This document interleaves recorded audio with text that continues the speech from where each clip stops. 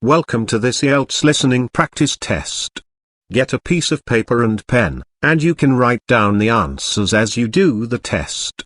At the end of the test we will go through all the answers. There are 40 questions. Let's start the test. First, listen to the instructions. This is the Ielts listening test.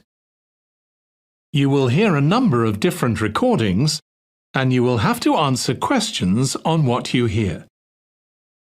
There will be time for you to read the instructions and questions, and you will have a chance to check your work.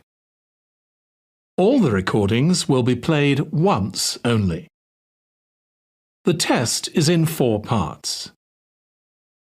At the end of the test, you will be given 10 minutes to transfer your answers to the answer sheet. Now turn to Part 1.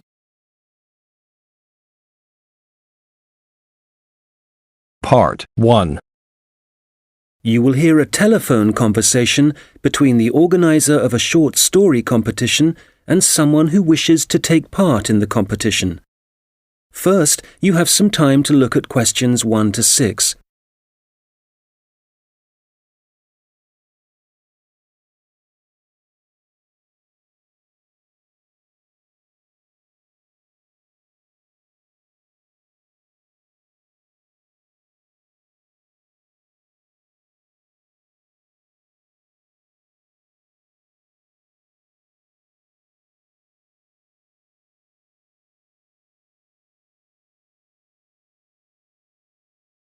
Good morning, Dave speaking. Oh, hi. I'm phoning about a short story competition. I saw an advert in a magazine and I was just calling to get some details. Yes, certainly. I'm the competition organizer, so I should be able to help. What kind of details are you looking for? Well, does it cost anything to enter? Yes, there's an entry fee of £5. Okay, that should be fine. It's a short story competition, so how many words is that?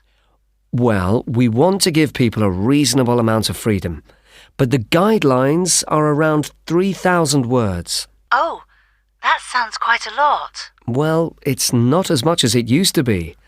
We did have a limit of 5,000 words, but some people thought that was too many. So this year we've reduced it. Right. And does the story need to be about anything in particular? No, you can write about any topic you like. But the main point of the competition is that it has to have a surprise ending. Oh, I see. That sounds interesting. I don't think I've ever written a story like that before. Yes, it's something we've introduced for this year's competition. Right. I'm 18. Is there any age limit? Yes, you need to be 16 or over. So if you're 18, that's fine. Great. So you have the competition once a year, is that right? Yes, we start advertising in January, and the competition takes up a lot of the year. We give people a few months to write their story, and then it takes quite a long time to judge all the entries and to announce the winners. I see. So when is the closing date for the competition? It's already April. I hope I'm not too late. No, you've still got plenty of time. You need to submit your entry by the 1st of August. After then, it will be too late. Although you can always enter next year's competition. Okay, good. So how do I enter? Well, we have a website, and the best way to enter is to complete the entry form online. We also have more details of the competition on the site. Shall I give you the web address? Yes, please. Okay, it's www.comp4ss.com, and that's the number 4, not the word 4. Okay, thanks. I've got that. So I can complete the entry form online, but how do I send the story? Do I print it out and send it to you? Well, you may want to print the story out so you can review it, but don't post it to us.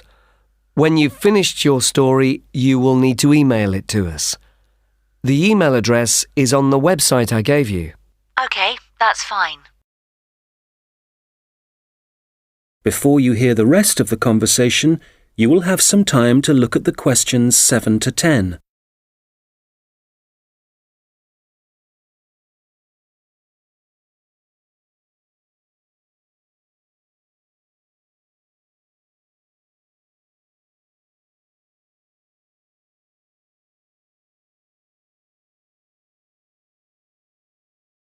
Now listen and answer questions 7 to 10.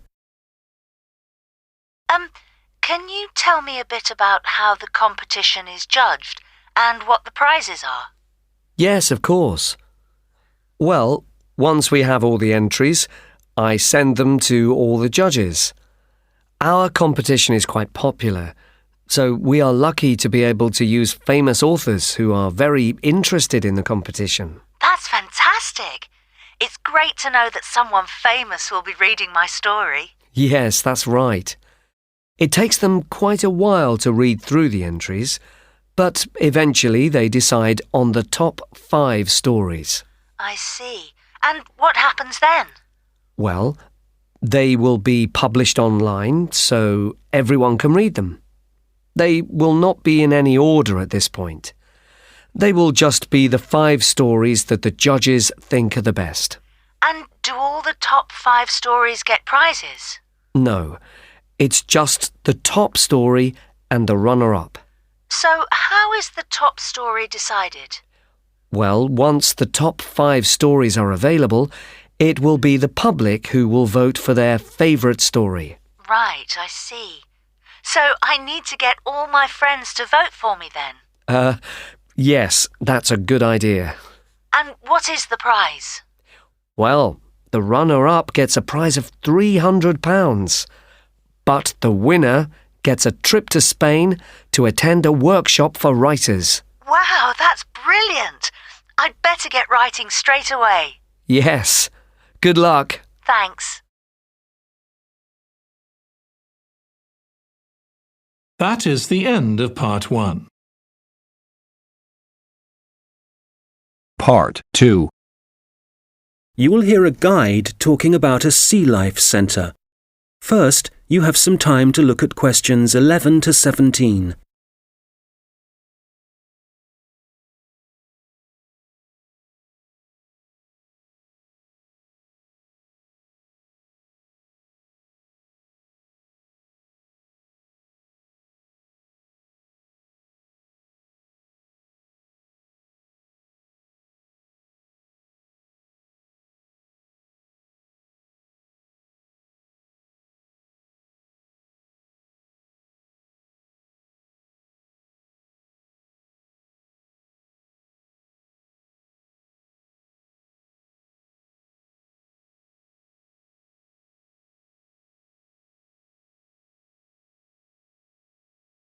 Okay, so hi everybody and welcome to the Sea Life Centre.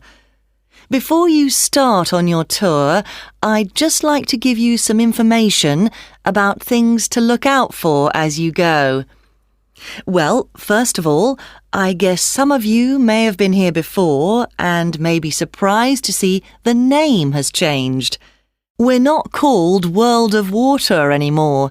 Since the beginning of this summer, we've been renamed, and we've also made a few other changes.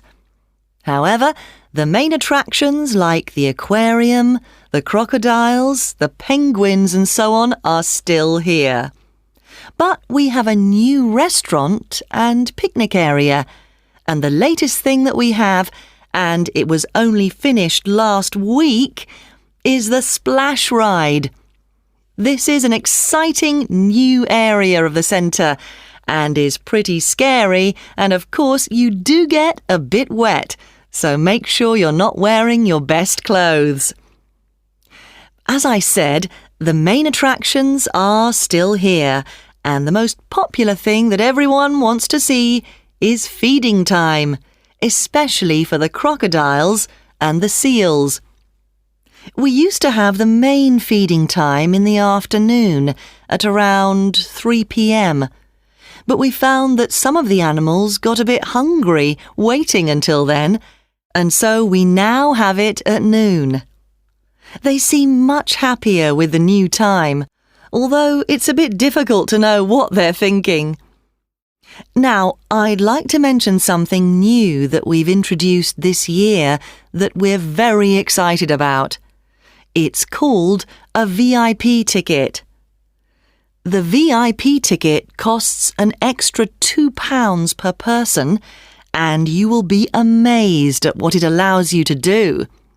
With this, you'll be allowed to feed the sharks. Now, I know that for some people, this might be quite a frightening thing to do, but it is perfectly safe. For those of you who are a bit unsure, we do have a video you can watch to see what happens.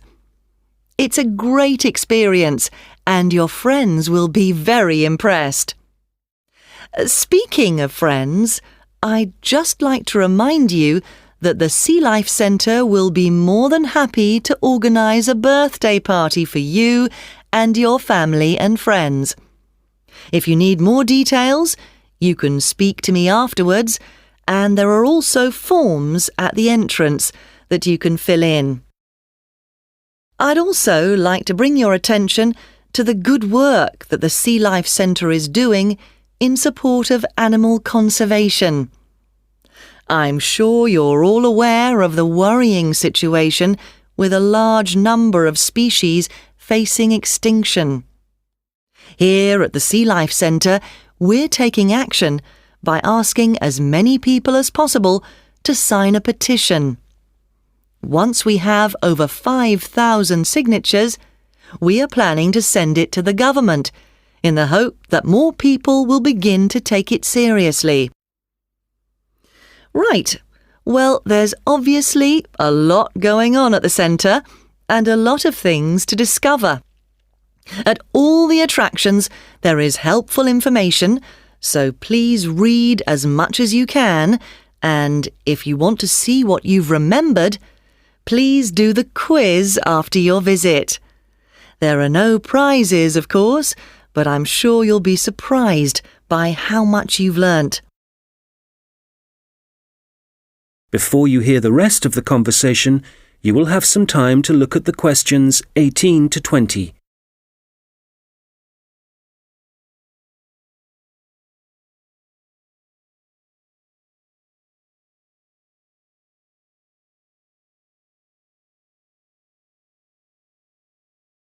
Now listen and answer questions 18 to 20.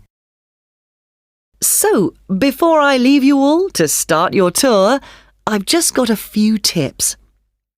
There are a large number of attractions, and you may not have time to see them all. Of course, there are the old favourites like the aquarium and the crocodile cave, but if you don't have time to see everything, make sure you visit Turtle Town, which is beyond the aquarium and the seal centre. This is very special and has a large number of endangered species, and as it's at the far corner of the Sea Life Centre, it often gets overlooked. I also have to apologise for the Penguin Park. This has needed some urgent work to be done, and so will not be open for the next week. We're very sorry about this, but I'm sure you'll find the Seal Centre, which is directly opposite it, will keep you entertained just as much, if not more. We're also very busy today, as you may have noticed on your way in. Everyone starts here at the aquarium, but as it's so big, there's no waiting to get in. But today, we're expecting a lot of people to want to see the crocodile cave, as a couple of eggs have hatched out. So expect delays there and, if you like, move on to the Seal Centre first and then go back when things are quieter towards the end of the day. So, I'll leave you now, but if you have any questions, I won't be far away, and have a great time at the Sea Life Centre. That is the end of part 2.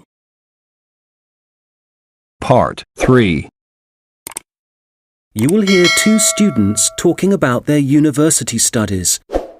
First, you have some time to look at questions 21 to 26.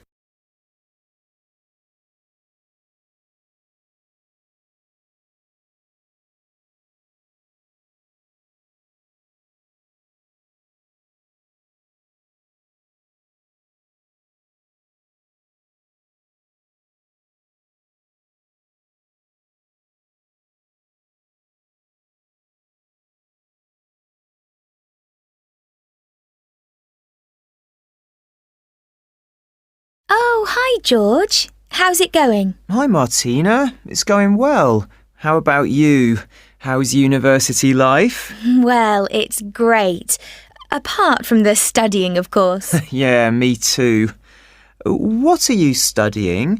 I seem to remember that you were going to do art. That was your best subject, wasn't it? No, not really. I just liked the teacher. He was French and had an amazing accent. My favourite subject was history, but I couldn't see what career that would give me. Oh, right. So what did you choose? Well, I found it really difficult to decide. I was really good at science, but I must admit, I never really enjoyed studying it. So, in the end, I decided to opt for English, which was my second favourite subject, and I thought it would be more useful to me than studying anything else. So, that's what I'm doing. How are you finding university? Well, it's a bit of a challenge, I suppose. Are you finding it difficult? Well, some of it.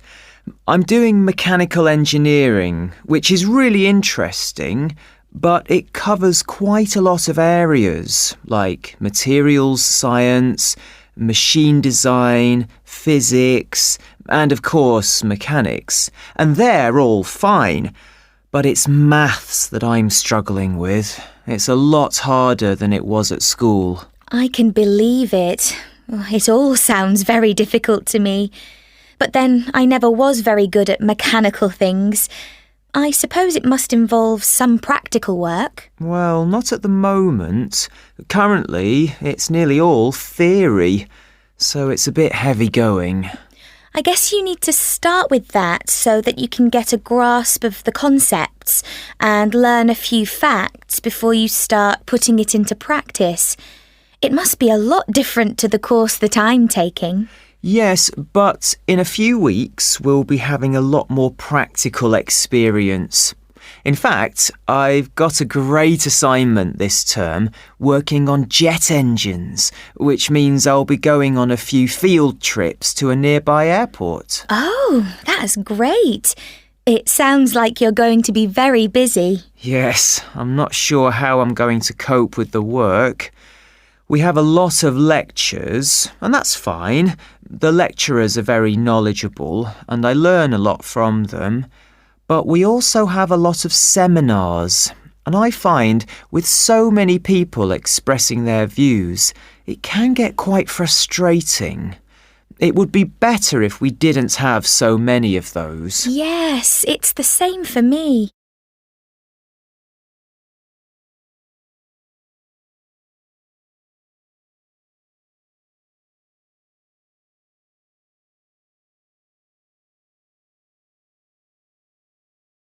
Now listen and answer questions 27 to 30. How are the students at your place? Well, I haven't really met anyone yet. They all seem a bit quiet. Perhaps they're working hard.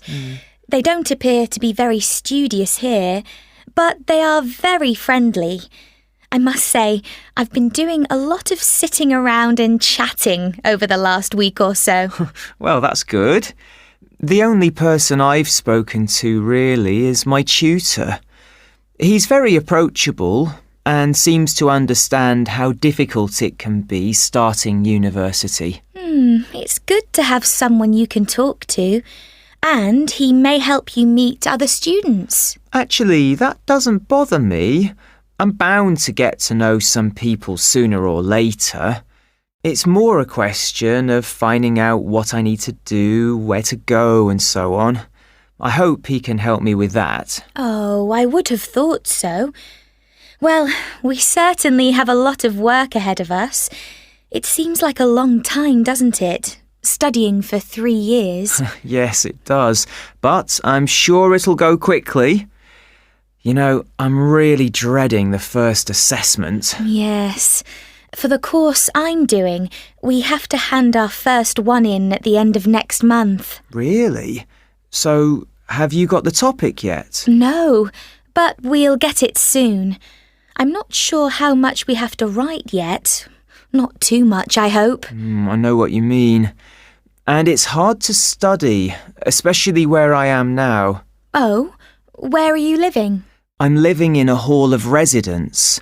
I thought that would be a good idea, as there'd be a lot of people around, but I'm finding it a bit noisy. I can see that I'm going to have problems when I really need to get down to some work. So, I guess you need to be somewhere on your own then? Yes.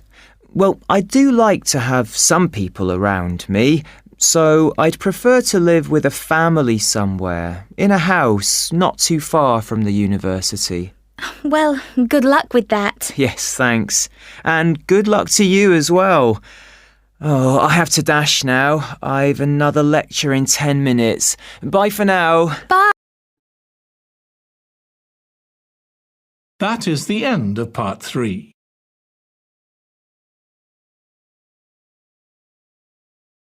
Part 4. You will hear someone talking about creating a presentation. First, you have some time to look at questions 31 to 40.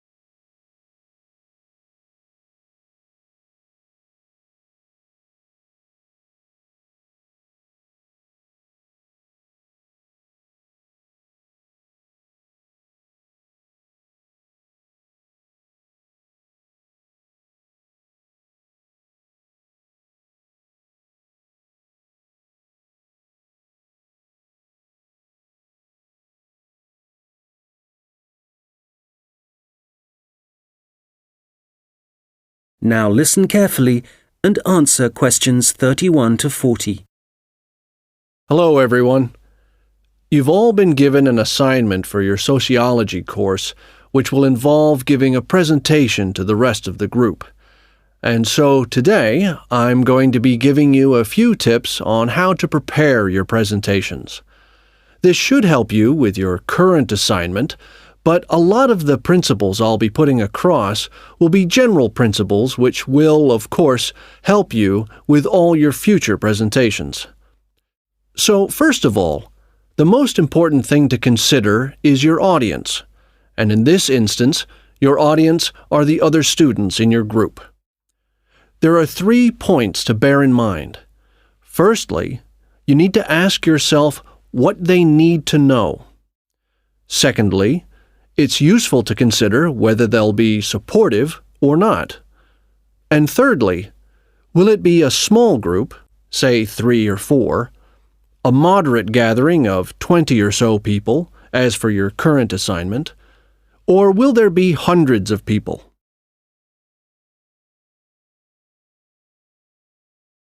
Having said all that, what I'm about to tell you will apply equally to any audience. So, how do you structure your presentation? Right at the beginning, you should tell them something that forces them to pay attention.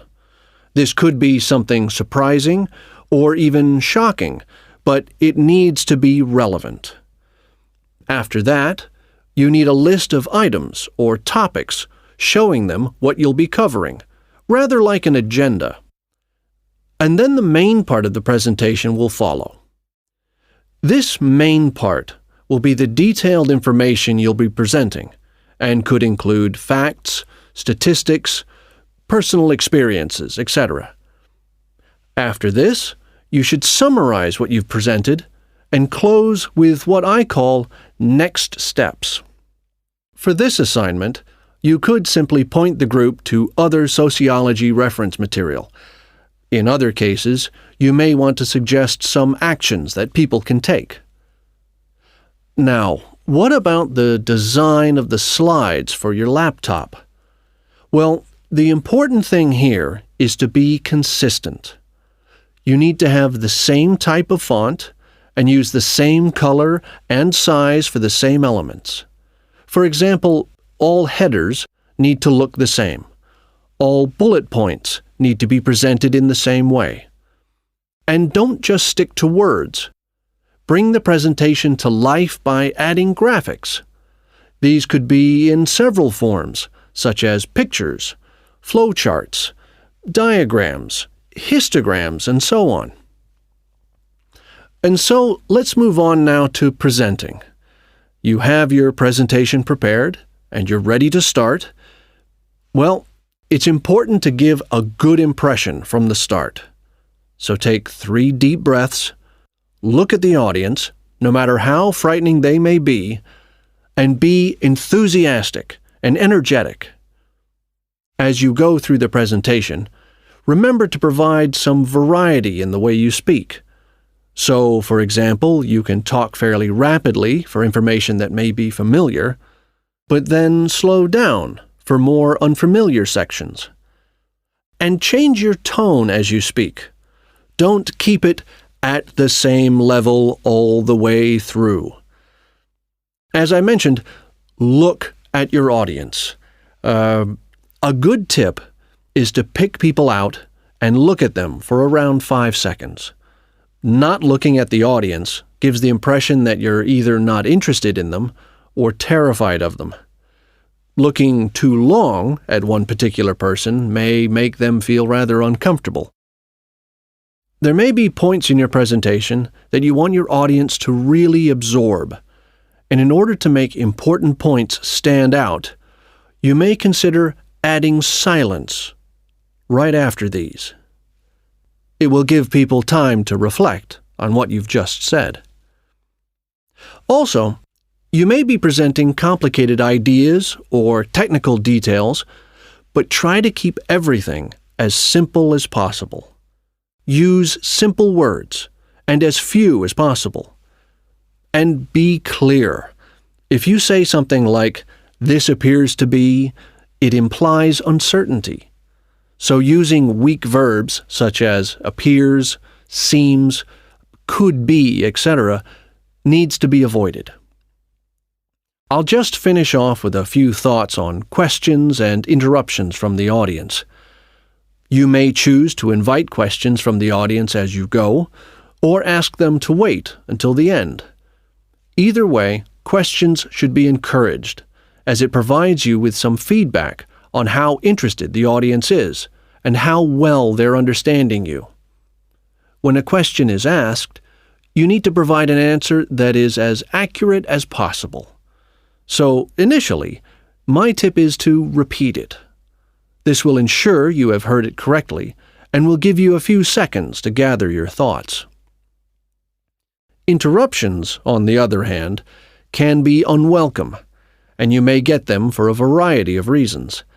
It's likely, however, that there's something in your presentation that's unclear or confusing. So my advice is to reduce problems by reading through your presentation beforehand and predicting potential points which could cause interruptions. You may then want to change that part of your presentation, or at least you'll be prepared if someone does interrupt you. Now, do you have any questions? That is the end of Part 4. Here are the answers of the listening test.